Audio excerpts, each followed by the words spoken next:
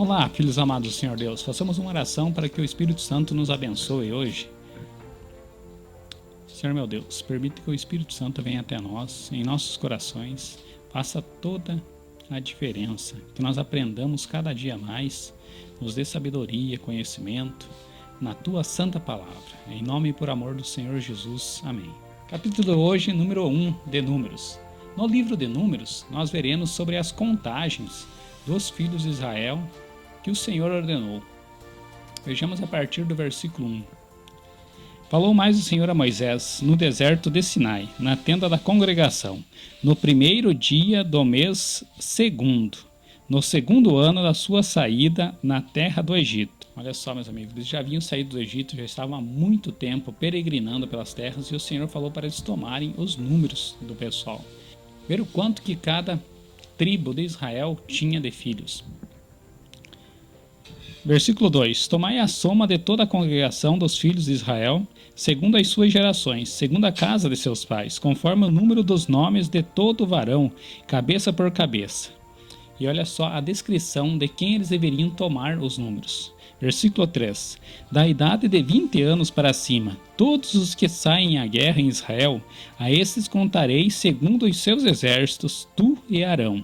Era para Moisés e Arão contarem aquelas pessoas, reunirem os seus números para terem uma média, uma ideia de quantas pessoas haveria, sem contar os velhos, as crianças e as mulheres, somente as pessoas que serviriam para guerrear, para conseguir combater os inimigos e retomarem as terras que lhes eram por direito divino.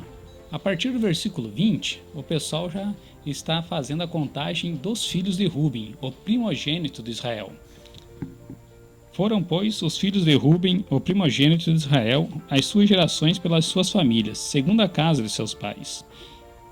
No versículo 21, vejamos, foram contados deles, da tribo de Ruben, 46.500, ou seja, 46 mil pessoas entre a idade de 20 anos para cima até 60 anos que pudessem participar da guerra.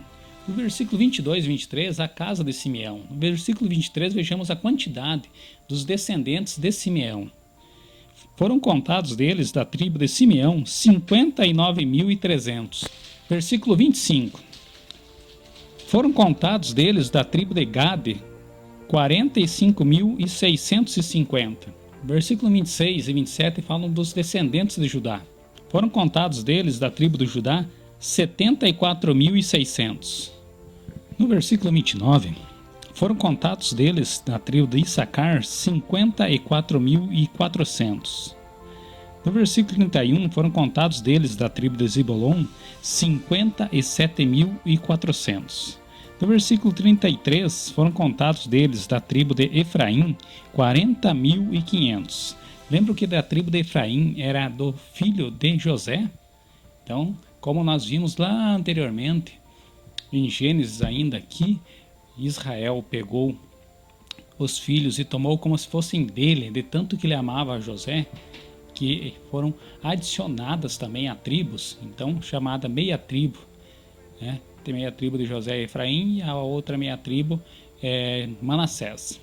Versículo 35. Foram contados deles, da tribo de Manassés, 32.200. Versículo 37. Foram contados deles, da tribo de Benjamim, o caçula de Israel, 35.400. Dos descendentes do caçula de Israel. Dos filhos de Dan, foram contados das tribos de Dan 62.700. Foram contados da tribo de Asser 41.500. Contados deles, da tribo de Naphtali, 53.400. O total, versículo 46, todos contados, pois, foram 603.550. Lembrando que foram apenas homens acima de 20 anos até 60 anos que eram bons para a guerra, não contado crianças, idosos e nem mulheres. Vejam só que maravilha, uma grande quantidade dessa. No mínimo tinha umas 2 milhões de pessoas, contando idosos, mulheres e crianças, juntamente com esses 600 e poucos mil homens para a guerra. A partir do versículo 47, somos lembrados que: mas os levitas, segundo a tribo dos seus pais, não foram contados entre eles. porquanto o Senhor tinha falado a Moisés, dizendo: somente não contarás a tribo de Levi, nem tomarás a soma deles entre os filhos de Israel.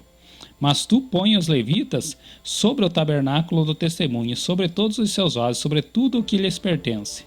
Eles levarão o tabernáculo e todos os seus vasos, e todos os administrarão e assentarão o seu arraial ao redor do tabernáculo. Essa era a função de Levi, cuidar do santo tabernáculo do Senhor, aquele que nós sabemos que é uma cópia daquilo que existe no céu, do santuário do Senhor no céu. Olha só o que esse povo tem nas suas costas. Os levitas do Senhor têm muita responsabilidade nas suas costas. Tudo o que é parte espiritual cabe aos levitas.